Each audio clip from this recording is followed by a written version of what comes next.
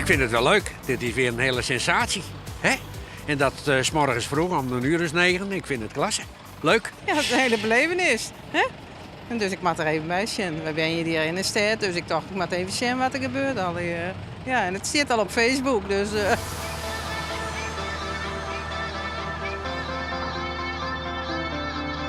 gaan nu de vleugels erop zetten en het staartvlak. En nou ja, that's it eigenlijk. Nog wat losse onderdelen, maar dat zal u zo zien.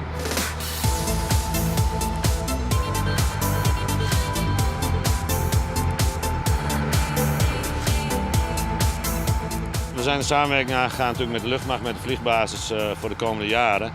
En we wilden graag iets doen en zij boden op een gegeven moment aan van wij hebben wel een F-16.